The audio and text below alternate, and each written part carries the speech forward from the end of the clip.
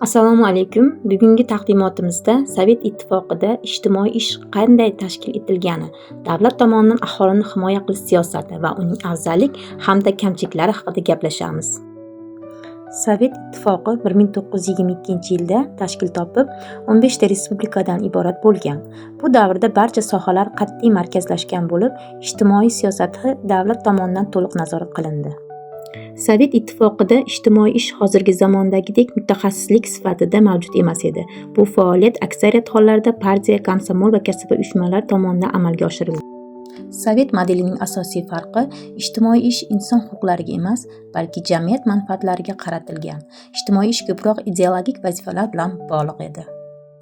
SSRda ishsizlik rasman mavjud emas deb e'lon qilingan. Har bir fuqaro korxona yoki tashkilotda ish bilan ta'minlangan. Bu ijtimoiy barqarorlikni saqlashga xizmat qilgan. Sotsial ta'minot tarmog'i keng qamrovli edi. Dekret ta'tili, nafaqalar, o'quvchisini yo'qotganlarga yordam va bolali oilalarga qo'shimcha to'lovlar mavjud bo'lgan. Sovet Ittifoqida ta'lim to'liq bepul bo'lib, talabalar stipendiya olgan. Xususan, injener va texnik kadrlarni tayyorlash davlat uchun ustuvor vazifa bo'lgan. Tibbiy xizmat to'liq bepul bo'lib, aholi profilaktika ishlaridan tortib, davolashgacha davlat tomonidan ta'minlangan.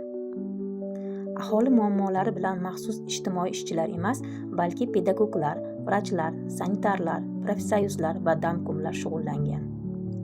SSR modelida aholi ijtimoiy kafolatlari kuchli bo'lgan. Barqaror ish, bepul ta'lim va tibbiyot jamiyatda muayyan barqarorlikni ta'minlagan. Biroq muammolar ham kam emasdi.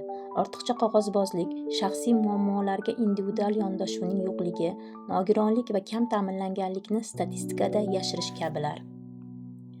Nogironligi bor shaxslarga sharoitlar kam bo'lgan, infrastruktura moslashmagan, jamoat fikrida nogironlik ayb sifatida qabul qilingan holatlar ham ko'p uchragan.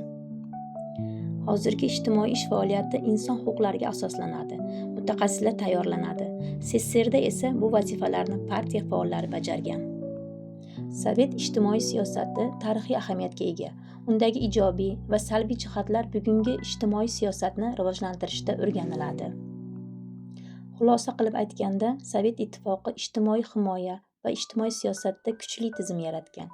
Biroq bu tizim ideologiyaga bog'liq bo'lgan va inson individual ehtiyojlari to'liq e'tiborga olinmagan. Shu bois bu davrni tarixiy tajriba sifatida o'rganish muhimdir.